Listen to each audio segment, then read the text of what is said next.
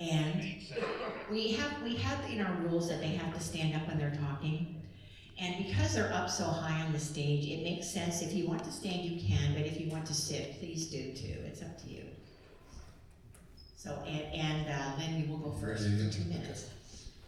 Good evening. It's an honor and a privilege to be your state representative. Lori and I have been in this district now for 41 years. I've been a veterinarian. We've lived here, raised our family here, and worked here for 41 years. I've been a member of Denton Bible Church since 1987. I served on the school board 15 years. I spent a number of years as the president of Denton County Veterinary Medical Association, spent 12 or 15 years on the school board. And so we not only took from the community, but we've given back and given back. I know the people very well, and I've been blessed to do that. I used to come out here and pull calves and work on horses because there was no Robson Ranch. And back when we first got here, there was 140,000 people in this county. There's now over 1 million people.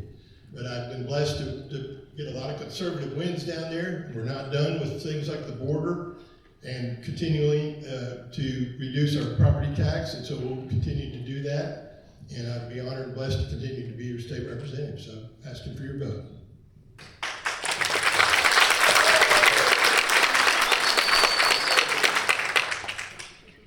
I'm Elaine Hayes, and I'm running for the Texas House from District 64. First and foremost, I'm a person of faith, and I would not be in this race if I did not feel specifically called by God, not just to the area of government service in general, but very specifically to this race. I have 4 children and 5 grandchildren. They all live in Texas, and I'm concerned about their opportunities in their future.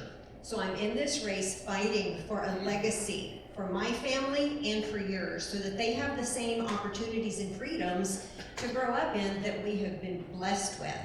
I was fortunate to grow up in Wise County. I graduated from Bridgeport High School. I was very involved with sports there, went on to play basketball for 2 years at TCU, and then I married an Amarillo boy. And so we have been in the Panhandle raising our family. My husband Tracy is here tonight. We have been married 38 years. Tracy is a former CPA. I'm a certified financial planner, and we had a financial planning practice together in Amarillo for over 25 years. I believe that I have a financial skill set that is greatly needed in Austin right now. We had a record surplus matched by a record increase in spending in a 1-year time period. I'm very thankful that God surprised us and picked us up and brought us back to Wise County, back to this area. Number one, primarily to be part of a church in Fort Worth called Mercy Culture, where I just finished the first of a 2-year program to be an advocate for mentoring survivors of sex trafficking. And secondly, for me to be close to my family, and especially to be blessed for the last 1.5 years to live close to my mom, who passed away at the age of 96. I am here to earn your vote. I'm Elaine Hayes and would appreciate your support. Thank you. Hey y'all, my name is Andy Hopper. I'm running to be your rep for Texas House District 64. I live in Wise County. I'm a software engineer. I'm a chief warrant officer in the Texas State Guard. I have 3 outstanding young men. I'm joined here with one of them, and my wife, Amanda. We've been married 26 years. But I want to tell you guys a true story. This true story begins on January 11th of 2023, when Texas conservatives in the Texas House decided that for the second time in as many years that they were going to stand against the practice of putting Democrats in charge of committees. And on that day, they raised a amendment to basically to the rules to say, hey, we're not going to give Democrats leadership positions. We're the only state that does that. And the Democrat, Obama lawyer, parliamentarian selected by Dave Phelan said, no, it's unconstitutional. We can't do that in Texas. But there is a procedure to overrule the ruling of the chair, and it takes 10 Republicans to stand together and say, we're standing against this ruling. And only 7 stood up. Only 7 in the entire Texas House. And I will tell you, one of them was Richard Hayes. None of them were Lynn Sutton. And that is why I am running for this seat. I would never run for this again had that vote not been taken. But given the fact that we are in a situation where our representative is bought off by Dave Phelan and the Bushes and the Karl Roves of the world, we need new representation. This is a conservative district. We deserve conservative representation, and I will make a commitment to you As your representative, I will fight to secure our elections. All election security bills were actually killed in Texas House Committee. I will fight to secure our border, and I will never answer the leadership. I will never take a dime from Dade Phelan. I will never take a dime from any of the PACs that are controlled by the Bushes and Karl Roves of the world. Thank you.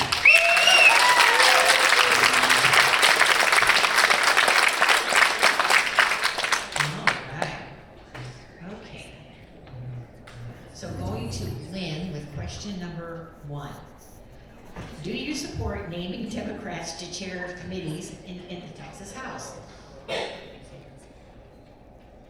First of all, I have never been a part of naming Democrat chairs to the House. Since 1847, that's always been the duty of the Speaker of the House. And I will do whatever will allow me to have the most conservative, Republican, biblically based wins that we can possibly have, whether that means Democrat chairs or not. If we want to change it, what needs to happen is it needs to be done in the Republican caucus, where we talk about doing that, and then we come out in unity, just like we do when we vote for a speaker. Thank you. Elaine, same question.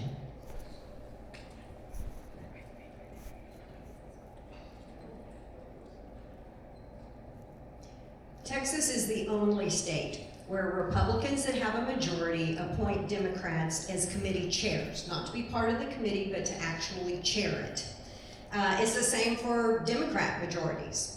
When voters select one party over the other, they anticipate that those individuals, that platform will be promoted. And when you give away part of your authority, you're actually sharing your gavel and your authority with a minority party. We cannot be doing that in the state of Texas, sharing with a party that believes in not protecting the lives of children during 9 months in the womb and even beyond, that believe that children are able to decide what gender they want to be, what they thought they were born to be at the age of 5 and 6. We do not partner with that type of a party. And so our voters in the state of Texas very specifically have asked us to change that in our state house. And that can be done at the beginning of every legislative session in the rules. What rules you adopt, each session can determine. Our speaker had promised that that would be debated, and instead it was deceptively included in an overall rules package and not able to be deliberated separately. And I believe it is just another reason that we have leadership in our House that does not reflect the will of our voters.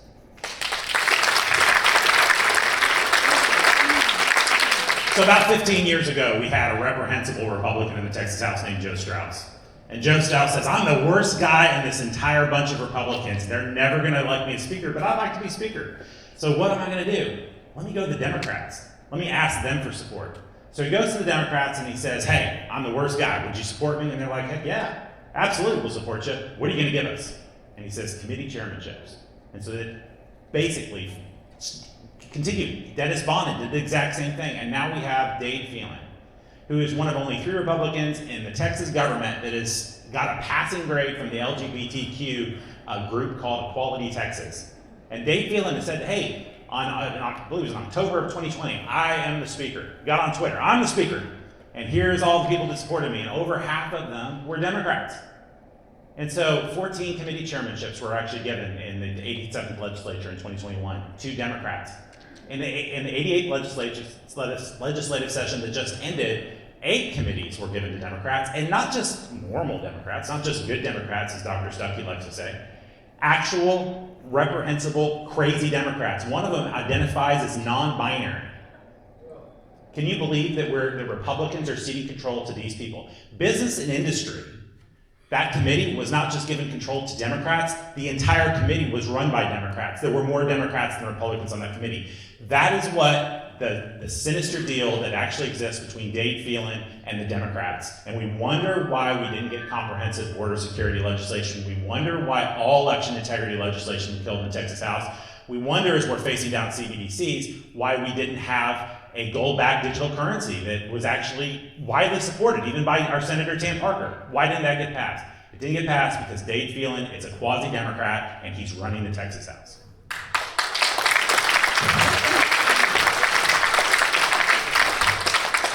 Elaine will start the next question. Elaine, what are your thoughts on Texas real estate taxes? I never get asked that question. I'm joking, that's sarcastic. I was like, that is a leading question every time. The property tax issue is a major concern of almost every voter I visit with.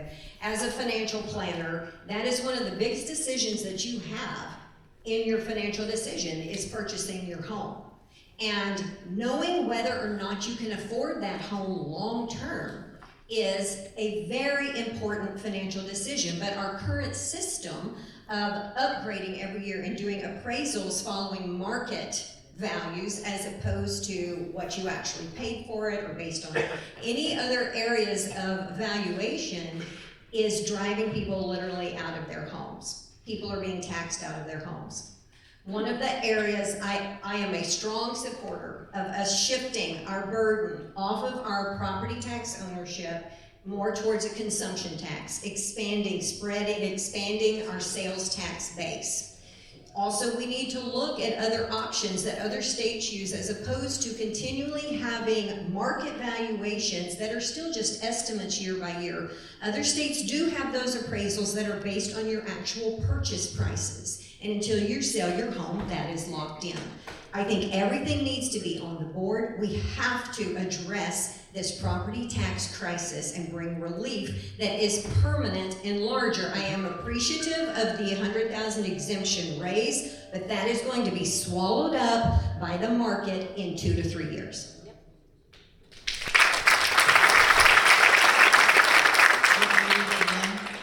No, fine. Yeah, please do it again. What are your thoughts on Texas real estate taxes? Yeah. So here's the deal.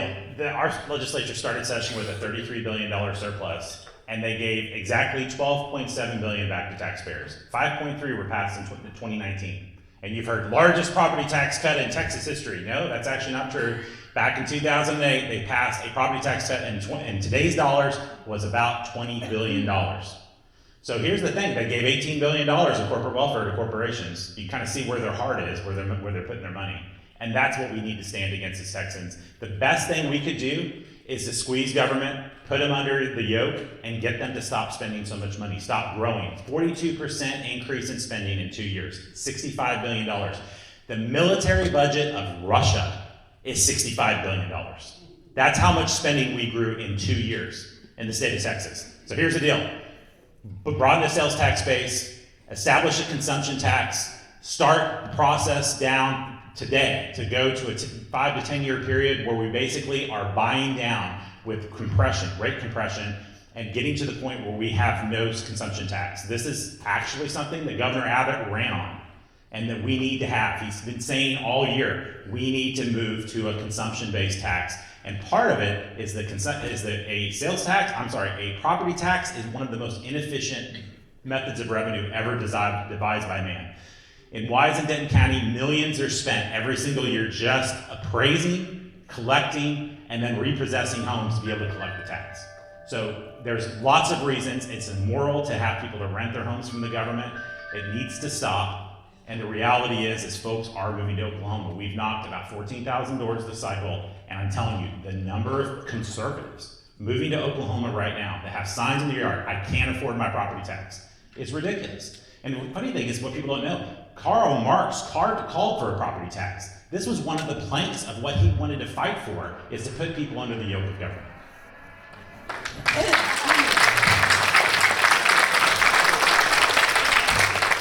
Paying your light bill, property tax, these are all big concerns. They've always been big concerns of mine. The very first session that I was there, Governor Abbott and I talked about this, and we've been working on it ever since. We at the state level do not print money. We have a balanced budget. The first 2 sessions I was there, we had a down budget, so we actually had to cut everybody's budget. The first thing we need to do is have the Texas Miracle continue, which right now we have, where we have 96 people coming a day to the county of Denton County, and we have about 1,100 to 1,400 per day coming to the state. And that's why we had a $33 billion surplus this time. Now we have spending caps that we can spend, but each and every 2 years, and I've been on appropriations for 6 years now, we have to go with a balanced budget and we start over. So we did give $18.3 billion of that $33 billion back to the ratepayers. And we did another thing for people that are 65 and over, is that we passed an SB 121, which if you're over 65 and we compress it, we're going to compress it for you and we're going to keep going down. Governor Abbott and I had a great fireside chat last Thursday, and it'll be online tomorrow if you want to listen to it. And I agree with him 100%. We believe if we continue to have the Texas Miracle going, that we'll have a $20 million surplus this next time. When I first got there, we had a $25,000 homestead exemption. We now have $100,000. We've compressed the maintenance and operation part of our school tax, which is the biggest part of your budget, down to 10.7, and we'll keep going down if I get the chance to go back. I'd like to about that. Okay, so it's almost as if Dr. Stuckey believes that they gave $18 billion back, even though you can look in the budget and see that 5.3 of that was passed on from 2021, from 2019, when that was put in place. It was $12.7 billion. There's no question. I have a write-up on my website that takes you to the original documents and shows you. But that's not even the main thing. Largest property tax relief in Texas history, and yet, after the fiscal year end of 2023, we had $165 million additional revenue that was actually collected by all of the taxing entities across the state. Let that sink in. How did you get the largest property tax cut in history when property ad valorem taxes went up? The revenue went up. It's because local entities basically raised their rates, and the rising appraisals were not compensated by lowering rates. And that was not dealt with at all. So the reality is the Texans are paying more property tax than they ever have.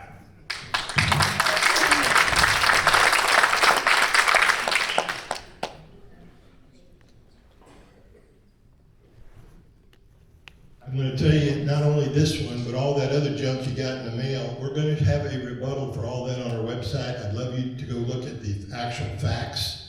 We did give the largest tax reduction ever in the history of the state of Texas of $18.3 billion.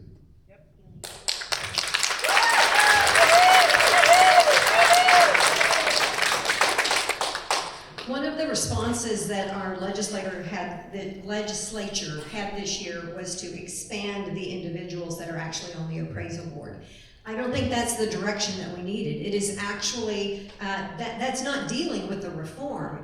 My position is that I don't see that the individuals, whether they are appointed or elected, are nefarious. It is just that they're following the rules that we have in place. So we didn't look at really the underlying drivers of the problem and what was forcing those appraisals to go up. That is where the root reform needs to take place.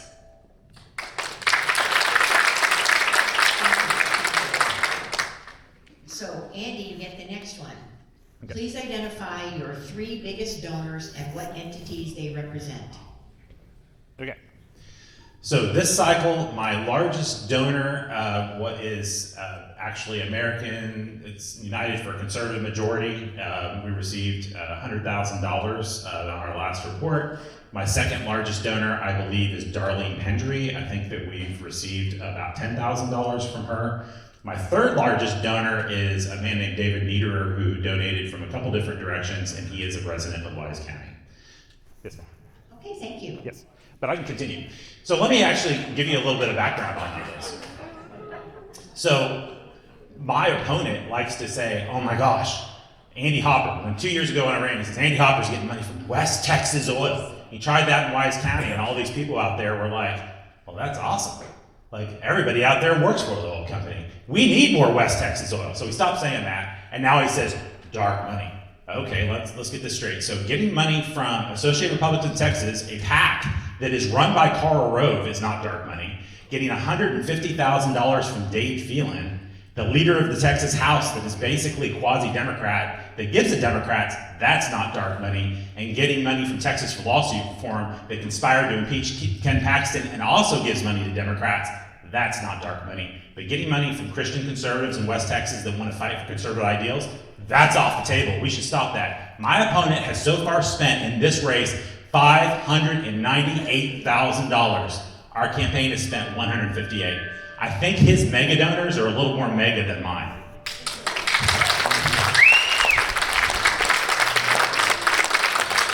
The thing he's failed to tell you is that most of his money doesn't go direct, so then he also tries to tell you that he had nothing to do with all these negative mailers that are coming, that are flooding your mailboxes. Those are the same, it's the same money that he is taken from. And that $100,000, they just moved it from Defend Texas Liberty to another PAC. They've got about 12 PACs. And the same two people own all of those PACs, Tim Dunn and Ferris Wilkes. And I can tell you right now, if you don't vote with them 100%, he will have an opponent the very next year. I'm not going to be under the influence of anybody, but if the question is my biggest donors, they would be, okay, thank you. This is my first. I'm not rebutting. Aren't I answering the question for myself? Are we there yet? Okay. Yes, you are. We're good. Well, I had the bear kind of in between us, so that was confusing. The largest donor to my campaign is my husband and myself. At the beginning of this pursuit, one of the things is we were praying about seeking financial support. I felt the Lord was saying, why would you ask for outside donors when I have provided the resources that you need in your own hands? And at the time, you know, I kind of set that aside. It's like, I don't think that's God speaking. I'm going to keep praying about that. And he continued just speaking that to me. And then about a month later, we received some resources that we were not expecting. And I thought that was God who spoke that as a leader, I was to go first and to have skin in the game myself and to use the resources that God had blessed us with. And then the other two are individuals, just friends of ours, no corporations. The only PAC money I've received is from the Wise County Republican Women. And it is very challenging when you do take large amounts of money to stay independent. And so I'm very grateful that the Lord sent us down this path, and appreciate my husband's support for 38 years and in this endeavor as well.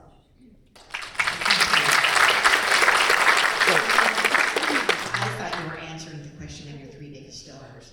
So do you want to do your three biggest donors now? I'll be glad to talk. Okay. My biggest donors are Texas Realtors, Texas Lawsuit Reform, Associated Republicans of Texas, the Texas Veterinary Medical Association, Farm Bureau. I've got a gazillion donors because they believe in me and they've watched me work where we've had the two most conservative sessions ever on record in the last two sessions. So it's funny that you failed to mention the $50,000 you got from Dave Phelan as one of your top three. It's pretty shocking, actually. But here's the deal. Here's the deal. My opponent has a website where he debunks all of his false accusations that he claims are coming from the mail. I have a website that debunks that as well. One of the things my opponent claims is that I wanted high schoolers to drink. And you know where that came from? Because I said, you know what? If you can be drafted and sent 10,000 miles away to die away from your mama, you should be able to drink a beer. And that turns into, how many people agree with that? Right. But he will basically insult your intelligence with lies that basically you believe because you think he's your state rep. He wouldn't lie about something like that. We're going to have it all on our website. He's going to have it on your website. God bless you trying to figure all this out. It's going to be something else. 18 is 18.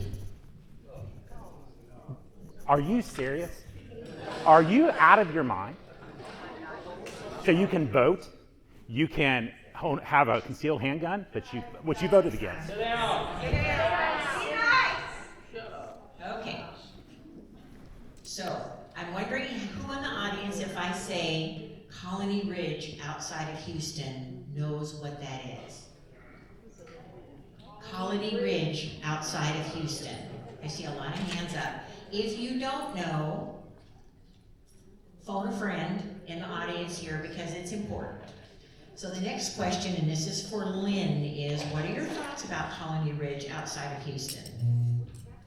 Well, Colony Ridge, the biggest concern that people were having is that we had a bunch of illegal immigrants, in which we need to get this illegal immigrant issue under control 100%.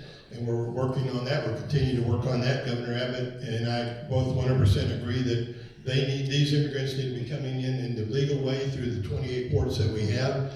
But they're believing that there's a lot of them in a colony that are becoming disruptive and not having any police. One of the things that we have done, the governor has done, is they brought people in there. They're looking into the situation and they're adding police enforcement in that area.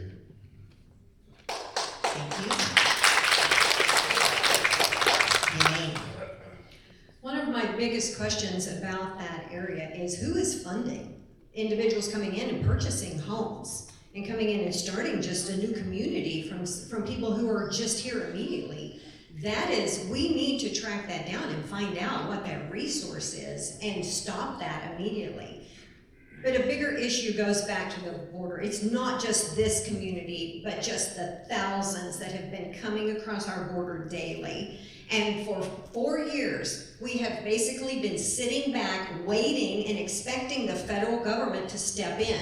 Yes, they should be doing it, but we have to see that they intentionally are not securing our border. Texans must defend Texas. Too much of the money that we have been directing towards our border has been for processing. We are just helping people get in the country. We're turning our border patrol into Walmart greeters, of getting them through the door quicker so that they don't get sued by individuals thinking that people are being detained too long. And in the process, we are turning over thousands of children to known sex trafficking locations. That has to end. Government numbers, which is probably ridiculously low, 10 to 15 million people across the border in the last 3 years. 10 to 15 million. In the time that it took them to have 4 special sessions, they actually had 1.2 million across in that period of time, just the Texas border. So Colony Ridge is ridiculous. That entire situation, I encourage you to go down the rabbit hole, figure out who's actually profiting from it, realize that they're actually funding a lot of these elected Republicans in the Texas House. Put a little thought in your head. In 2017, our Texas legislature passed the MMD, which is Municipal Management District for Colony Ridge. It was passed years ago. My opponent voted for it. Only a few conservatives voted against it. At some point, someone knew that this was going to be a thing, and that this has doubled the population. That county only had about 75,000 people, Liberty County, before this entire explosion of illegals that came in to basically increase the crime rate through the roof. And so the reality is it's great that we're doing something about it now, but the reality is we've got to secure our border, because this entire situation is going to be happening all over the country. It's a threat to our existence. It's a threat to our society. It's a threat to our children.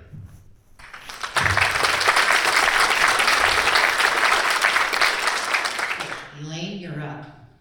We have 13 Republican primary ballot propositions. Which plank do you favor most, and is there one that you do not support, and why?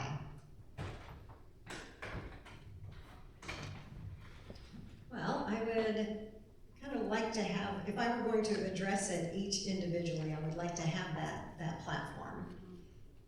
I think we thought that you all would know those 13 planks of the Well, I might not be Republican able to primary name ballot. it by individual, but I think it is, number one, as an elected representative of a particular party, then you are expected to support the platform of the individuals. A lot of people spend a lot of time developing those platforms. As we look at, in the last legislative session, one of those issues that representatives from our district were supporting was the end of appointing Democrat chairs. And that was not accomplished. I have been surprised as an elected official myself of how many times there is not a connection, there is a disconnect between the priorities, the legislative priorities of the elected officials with the individual voters. And so there is not a particular issue of anything that I have seen that I would oppose, that it is a priority. And I think that Matt Rinaldi has done an excellent job of communicating what the legislative priorities of the individual voters in our state are, and contrasting those with the legislative priorities of each session, and highlighting those and encouraging people to lobby to advocate for those issues. Thank you. Yeah, I'm good. Okay, so the one, I'll tell you the ones I like the most. So the ones that actually dissipate or ask you to basically weigh in on whether we should get rid of all these financial incentive for illegals, namely E-Verify, and because the reality is all these illegals come across, but they wouldn't be doing that if they couldn't get a job, and for whatever reason, our Republican legislature seems to be very against putting a requirement for all employers to have E-Verify. That's one of the questions. Another one is in-state tuition for illegals. Do you guys support ending that? How many people know that we've been trying to do that for years, and our legislature just kills those bills in committee over and over and again? That needs to stop. There are none that I dislike. The only one that I would reword is that, the plank of the Republican Party, legislative party we have right now is education freedom. It very specifically says, money follows the child with no strings attached. Those words are very important because we're a homeschool family. Last thing I want to do is to get the government in the middle of my kid's education. I don't want my kid tested with a STAR test. Homeschoolers don't even learn in the same order that public schools kids do. But it's an effective solution for parents. So no strings needs to have been in that language, and it's not, and it should be.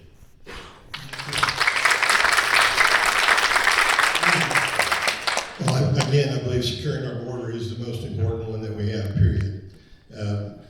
Stop sexualizing our kids, don't allow for gender modification. We took care of those things in the last session, but we need to continue to work on tweaking many of those things. There's none of them that I don't support, but they have to be done in a certain way. And to go out on the floor and to try to get 10 votes and then think you're going to get it passed, instead of doing it in a closed session with all the Republicans, just like we do with electing the speaker, that's not going to work. So I have to play the cards I've been dealt. And when I do that, I always keep in mind biblically based conservative values.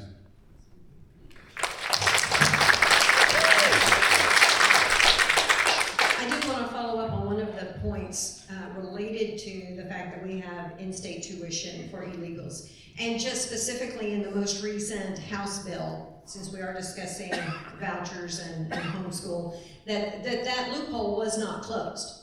And so the way the legislation was written, it would have been allowed, because it was not specifically closed, for people who were here illegally to have also been able to apply for those vouchers.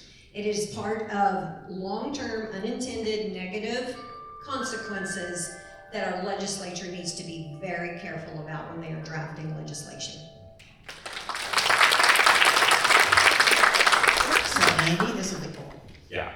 Let me say one thing so Dr. Stuckey actually mentioned the legislative priorities. Susie actually asked about the ballot propositions that are coming up. There's 13 of those. There's only 8 legislative priorities. Just point that out. But in terms of Democrat chairs, this idea that it needs to be done behind closed doors, the reason they want to do that is they don't want you to know how they vote. They want to vote in secret, and they come out as a unified body. They don't want you to know that this representative and this representative didn't support ending it, because it's essentially a referendum on whether they support the speaker and the way that he becomes speaker. I want that to be public. I want it to be public. I want every single person on record as to whether they support putting Democrats in charge of committees.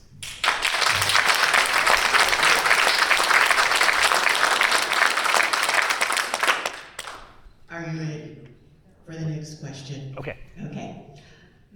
I think you kind of already answered this. What are your thoughts on school vouchers and educational savings accounts?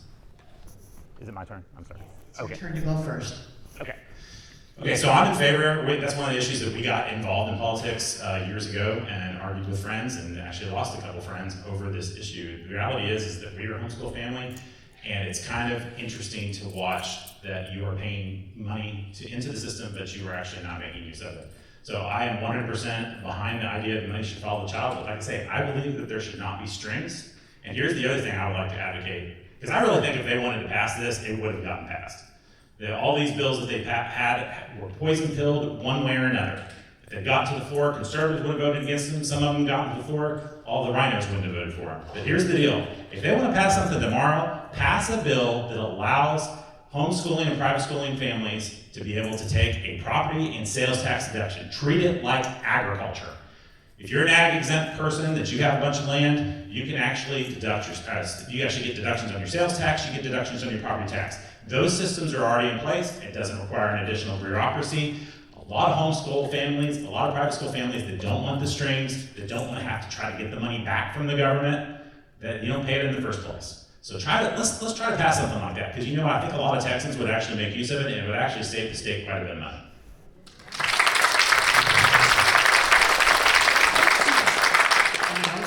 Yes. We had the last bill that we had in the fifth special session was a good bill.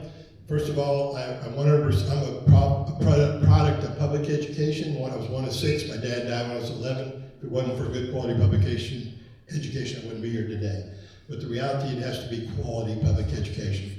The one problem that we're having is we have some school districts that are chronically underperforming year after year after year. And some of those kids do not have another option to get out of there. So we do need more school choice, and I think it's good for the public education. If it's done right, that it'll make them better.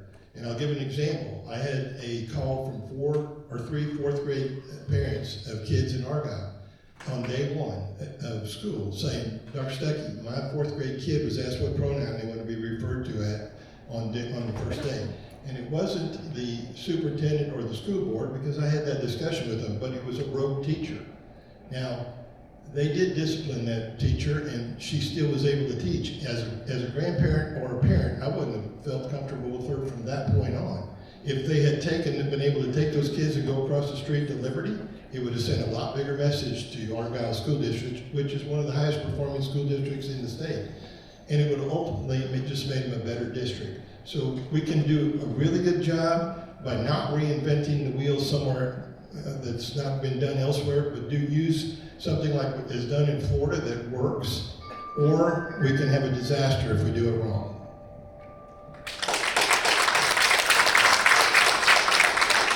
Want me to repeat the question? Are you good? Okay. So my position is not just a blanket support or opposition to vouchers. It depends upon the legislation that it's included in. This issue is not cutting edge. Texas is not the first one leading in this. We have over 25 states with 20 plus years experience in this. So we have data. We see what happened in other states, and a lot of the concerns from both sides of the aisle have not come to fruition. I would have voted against HB 1, not because it included school vouchers, but because of everything in the kitchen sink that they added in there to try and get it across the finish line. It was a 177-page bill, $34 billion. It was a massive omnibus. It was not a straight up voucher bill.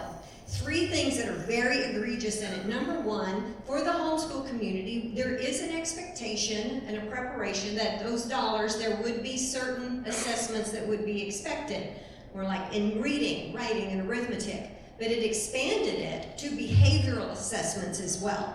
That's the thinking, what's your opinion, how do you feel about this? That does not need to be expanded into our private and homeschool environments. It needs to be removed out of our public school. Secondly, it expanded virtual learning, mandating that across the state to provide those options for children. If 2020 taught us anything, it was that children did not do well at home, that they needed to be in classrooms with other individuals. And then one of the most glaring there, a child was even allowed to create an avatar, a fake person of themselves, to be in class with other fake children. We are erasing their humanity. It also expanded the TEA by over 400 bureaucratic positions. It didn't help teachers, it did not improve quality of education, and it was expanding in the wrong direction.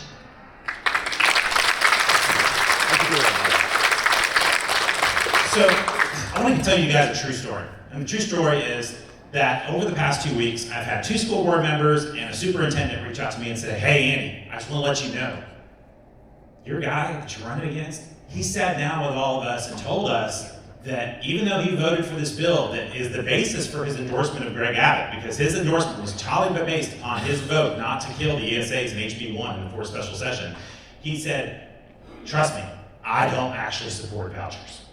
I wouldn't have voted for the bill if it had gone to the floor.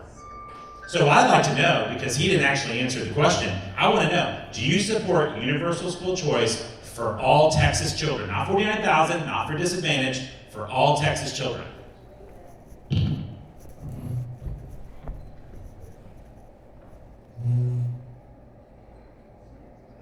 That's another lie, okay?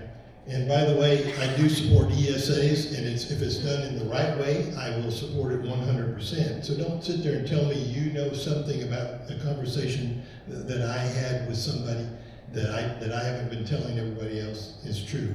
So I don't appreciate you calling me a liar, because quite frankly, sir, Universal school choice I've for got all 100%. Texas children. That's exactly what our bill had. No, It had 49,000 It was had for- universal choice There was in only it, $400 with million Governor in that Abbott bill. working on it.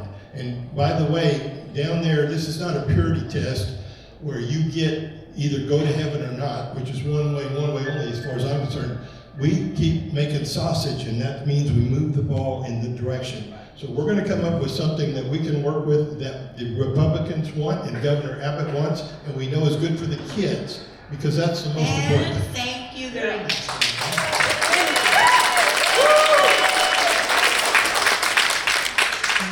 Remember that our guests will be available in the back for all your extra questions after we finish with these questions. Okay, so Lynn, next question for you. What are your thoughts on university DEI staff being shuffled to other departments to disguise them in the state of Texas colleges and universities? It is 100% wrong, and we need to make sure we get rid of that. There's DEI, we had a bill that got rid of DEI, because quite frankly, if you're a Christian and you believe that everybody should be treated equally, you don't need that. And you don't need a university like the University of Texas having a $5.1 million budget just for DEI. So if they are shifting anybody over to another program or another group, that needs to be taken care of. And that will wash out, and as soon as we realize that and know that, we're gonna have to go after them. Thank you.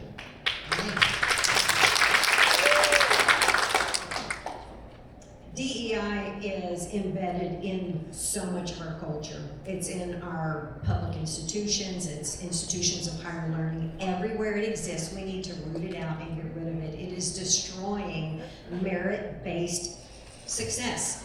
People are grievance-based. We are looking for victim mentality instead of telling people you have the freedom and the opportunities. There is nothing that stands in your way. Your sex, your race, your height, your age, any of those things, that it is opportunities for everybody. Instead of looking at equal opportunity, we're trying to equalize outcomes, and all of that needs to be removed from all of our culture.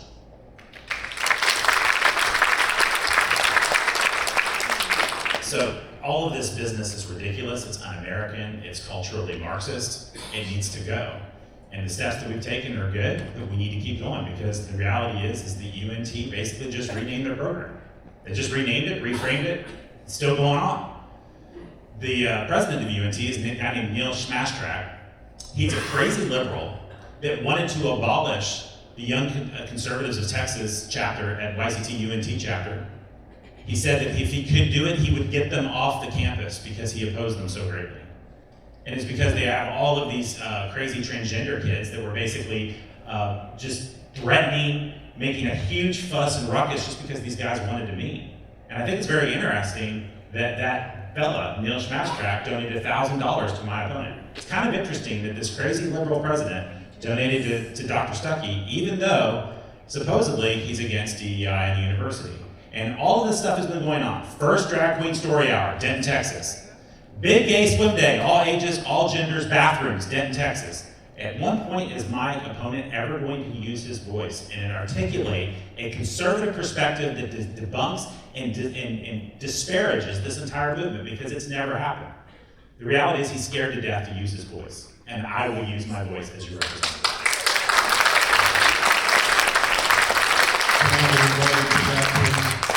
Number one, if it wasn't for higher education, I wouldn't be here today, and I'm blessed. And my mother said, A, all 6 of you, when Dad died, are going to know Jesus, and B, you're all going to get a college degree. So I will always support quality public education. So if the president of the university in my district wants to give me $1,000, I will take it. If the chancellor of the university in my district wants to give me $1,000, I will take it. Will I discuss those things with him, and have I? Yes, I have. And are we gonna get those straight? We've made a lot of strides, and there's a lot more to go. It's like government, period. You're always cleaning up something here, and then you have waste over here, so we're always having to work on it.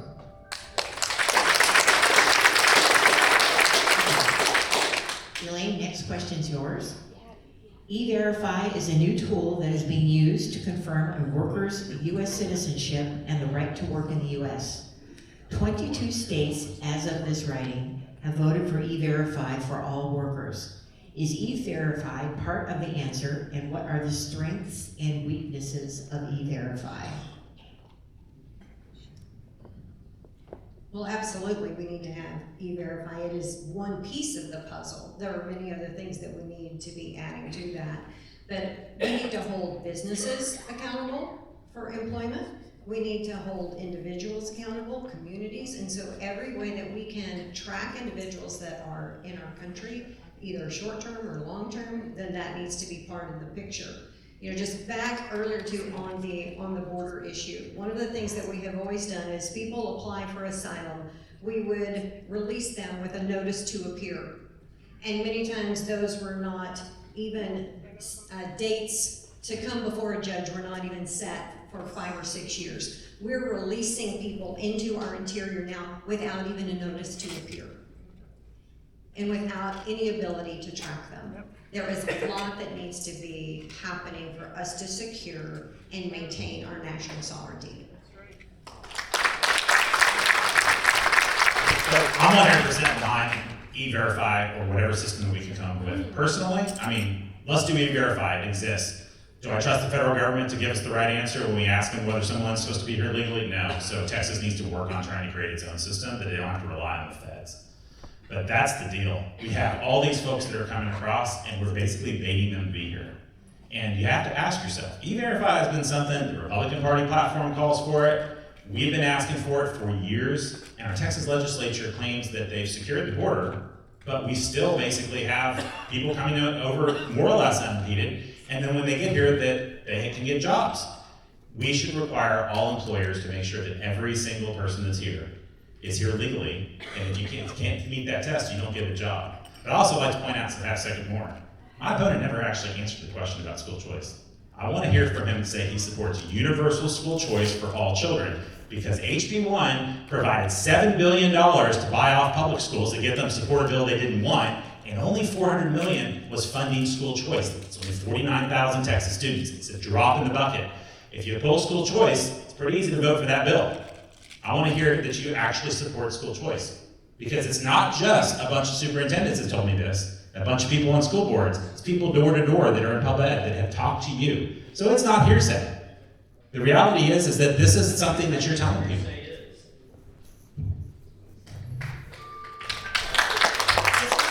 Right now, could you talk about that afterwards? Let us get through our questions. Thank you very much. Yes, I'm 100% behind E-Verify. And again, 4 years ago, we only had which seems like a ton to me, 350,000 people cross our border in the United States of America. Why did we have so few compared to now, where last month we had 305 alone? Well, because we had President Trump doing a lot of things like remain in Mexico, Title 42, building a wall. Well, today we're building that wall. We have more troops on the ground. We're more technology. And tomorrow afternoon, Governor Abbott has invited me and about 18 other legislators to come down and do a press conference with all of you. If you've been watching, you're seeing where we just took Shelby Park away from the federal government. I was down there 6 weeks ago, and it was ridiculous because we're sitting there with the DPS and the National Guard, and here's the Border Patrol just allowing people to come in. And I'm asking Colonel Freeman Martin, are you guys trying to work with these? And yes, we are, but their hands are tied, and they're moral. They have no desire to do anything. They don't know what to do at this point because Biden is allowing them to do that. They even took a forklift and raised up the wire to let the people come underneath. We were having 3,000 a day come across through Shelby Park until he closed the border. And yesterday we had 4, and they were turned around and arrested by the DPS.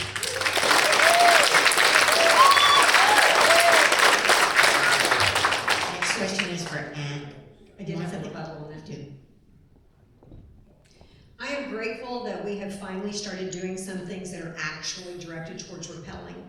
But it has taken us 4 years. We saw on day one that the Biden administration, by stopping the wall, they removed the motion sensors off of different spaces to detect movement coming across our border illegally. They stopped DNA testing adult males that were coming across the border bringing children to determine whether or not there was a familial connection. Texas needs to step in and fill the gap, and it has taken us too long.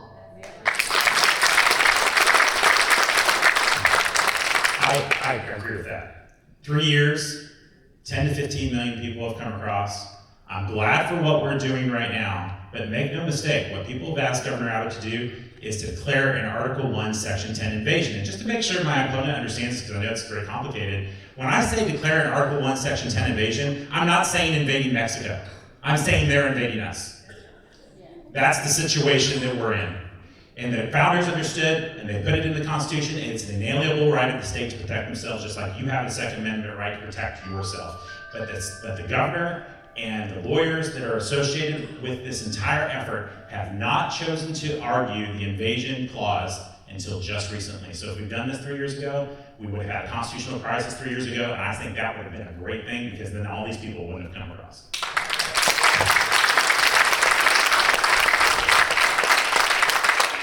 Andy, are you ready? Yes, ma'am. We've been asked to conserve energy during the last 2 cold spells. How should we be planning for dependable energy as our population continues to grow? Okay, here's the deal. All of these solar panels and wind farms that we have would not exist if there wasn't massive amounts of public money that is financing it over many years. Chapter 313 was the last corporate welfare plan that we had and financed much of this infrastructure.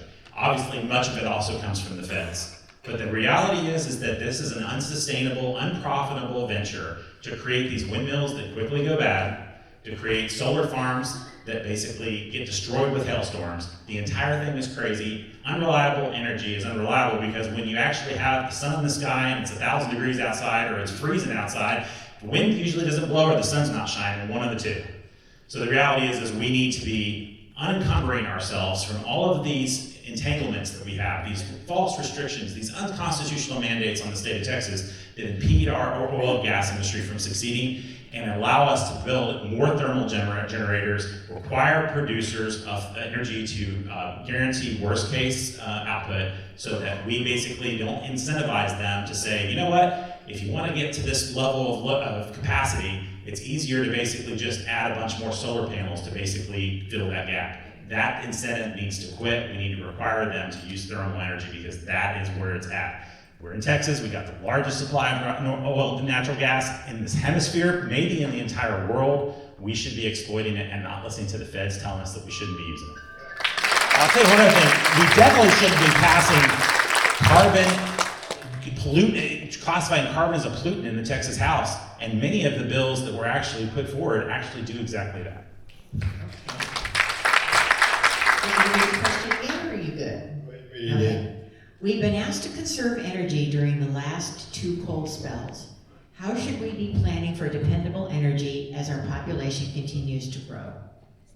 Again, the population growth is a major factor, and we have to have fossil fuels, and then also something that we've started looking into, and we just did we're doing a study at Abilene Christian University, is these 10-acre nuclear power plants that are very green. They'll supply about 350,000 homes, and they also will help desalinize our water, which water is going to be one of our biggest issues coming up. I don't like the solar, I don't like the wind power, we can't rely on it, and we have to have these others. In the meantime, because we were separate from the rest of the United States, I know they're looking into right now connecting through New Mexico and some other areas to make sure that we have enough to get it past the peaks. But there's a lot of crazy things that go on, even with the thermal energy. When we had the snowstorm area where you literally weren't getting the gas transported to the generators. The city of Denton couldn't even run their generator plants because of lack of fuel to them. So we've done a lot to winterize, but there's still a lot to go, and we have to have growth. Those new plants take years to build, and we need to get on it right away.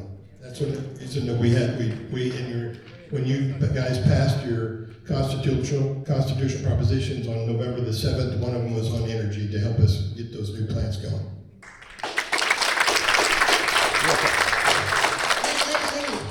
What do we want to do? Let him speak, or should I let Elaine go next? Oh, no, I'm sorry. Did I? Yeah. No. Okay. Thank you, Andy. Yes, ma'am. This is my first shot at it. First shot.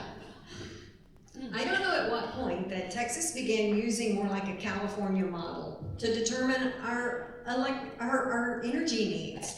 And it's an ideology that it just got us off of a path. We are one of the most energy-rich states with oil and natural gas. We need to be using that. And it's also, for our country, a dependence on fossil fuels. It is the most economical and the most reliable. It's also environmental. You know, it's like there are a lot of complaints about pipelines being drilled, but it's like once a pipeline goes in and that's covered up, you don't see it. With the wind farms, you know, we have a double standard. I had oil and gas producers in the Texas Panhandle that were being fined $1,000 for a bird ending up in their tank, where the other wind producers were, you know, killing off dozens of protected species with no fines. It was a double standard over ideology. We need to get back to the basics because our country, our growth, so much of our economic growth has been based on cheap energy, and we are undermining our own economic strength.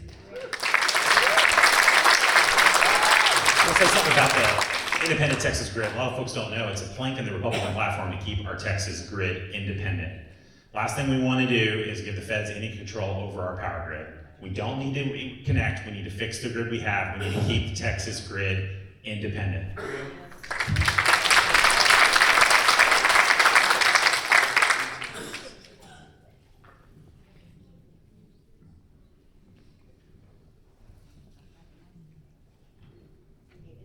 This is for Lynn.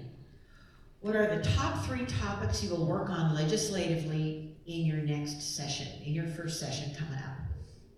The top 3 things that we'll work on in the next session: the border, property tax, and mental health illness issues that we have, where we're revolving more of people being incarcerated and then going back out on the street and then get incarcerated again. We're right now, my chief of staff, myself, are working with the city of Denton, the sheriff's department, the hospitals, and we're looking at trying to find a grant where instead of us have to take these people to Wichita Falls or somewhere else, where we can start a model here that actually works, get these people back where they want to be part of the society and they're actually doing something for society rather than us taxpayers paying for them.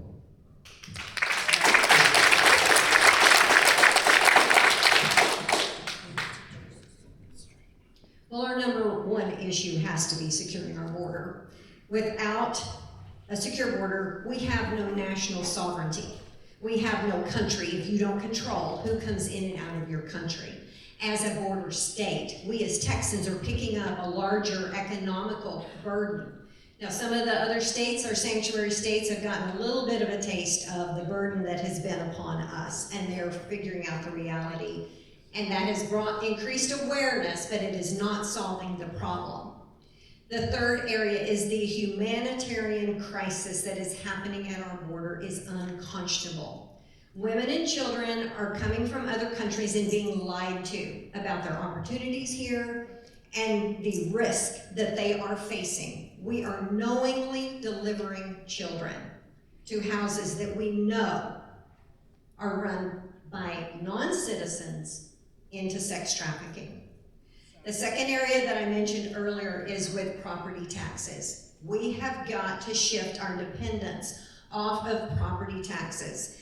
Most states use their resources to provide services. You have 3 legs on that stool. You have a state income tax, property tax, or consumption tax. Texas already just uses 2 legs of that stool, and thankfully we do not have an income tax, and I do not support one.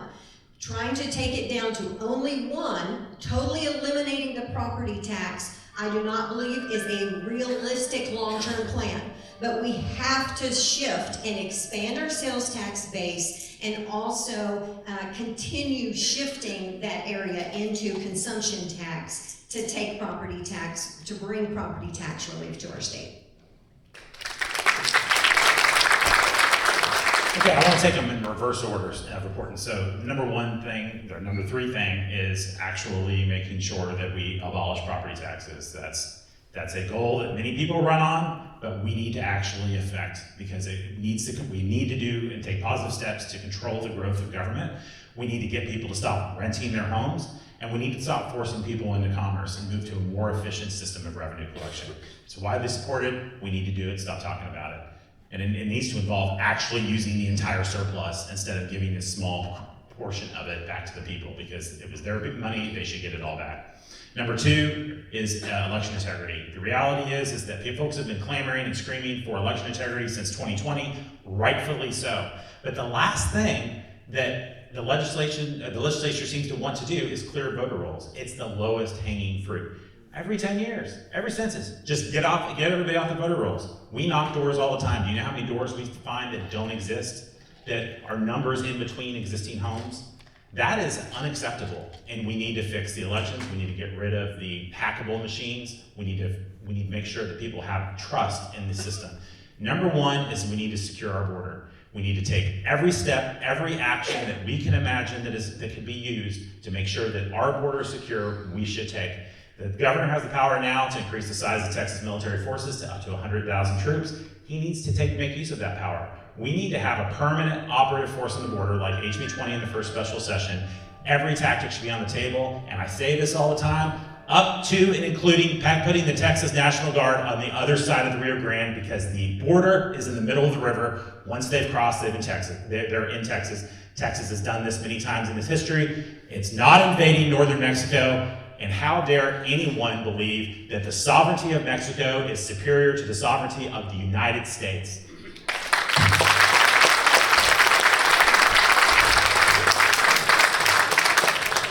Since we have rebuttal time, I'll use that to get to my third point, which I didn't get to earlier.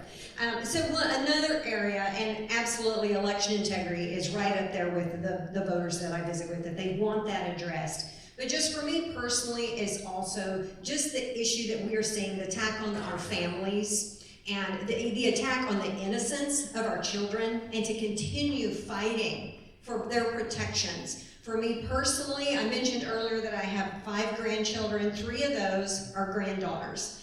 My personal experience growing up in Texas and being so involved in sports, I was actually Female Athlete of the Year my junior and senior year in high school, and I know the opportunities that I had to have a lane of opportunity for success and competition and self-esteem would have been erased. There is an effort to be erasing those opportunities for women right now, and it is something that, because I have had a position in collegiate sports, and that is an area important, that I would like to be a voice in protecting and not erasing the opportunities for future women.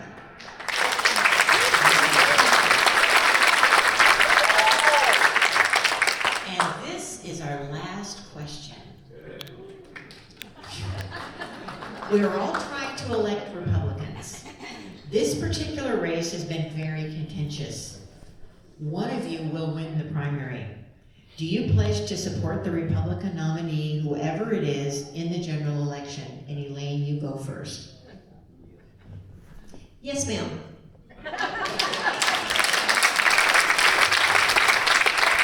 Yes, I will vote for the Republican that's on the ballot. To do otherwise would be idiotic. Yes. Thank you. Round of applause.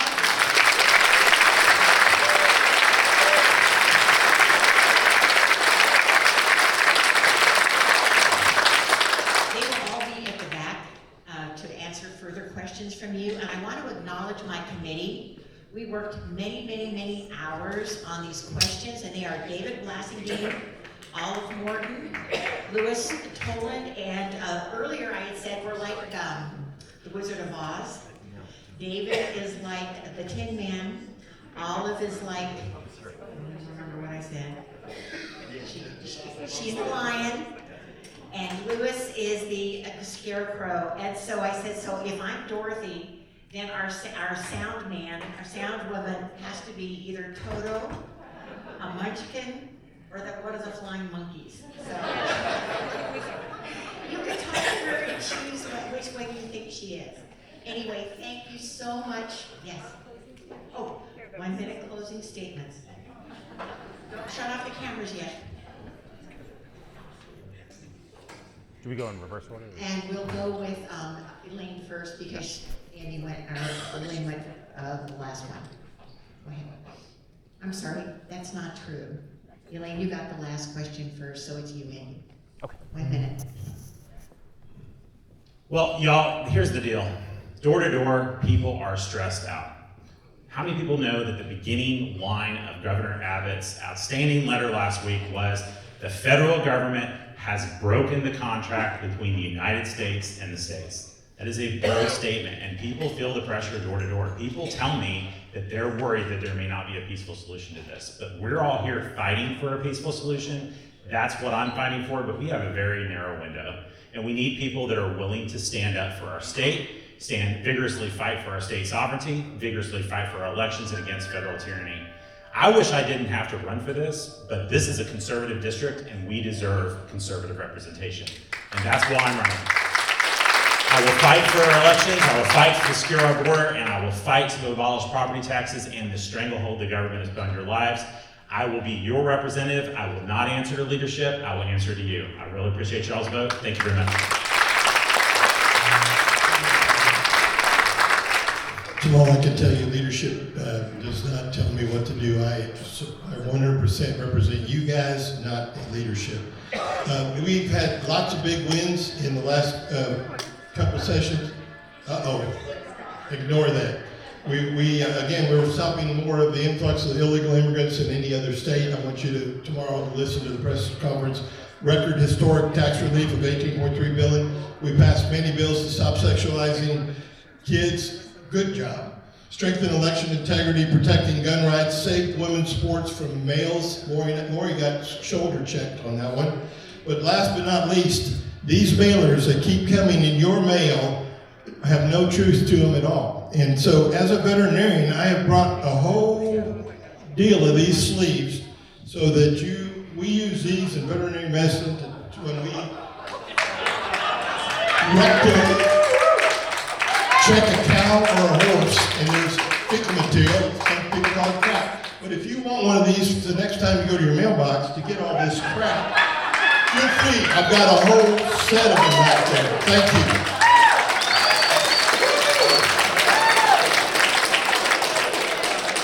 Elaine is going to be happy about that. First, I thank you all for being here tonight. We want legislators to go represent us in Austin and to pass good legislation, block bad legislation, but that's not enough because it's not going to change hearts and it's not going to change our culture. We need bold leadership, but it has to be effective, and we need those leaders to be seeking God's blueprints and strategies first, because that is what is going to be needed to save Texas. It's not going to be up to individuals. I've served on the Amarillo City Council for 4 years. It's a privilege to run. It's a privilege to serve. I would be honored to be your representative, and so I'm here tonight asking for your vote. Elaine Hayes on March the 5th. Thank you.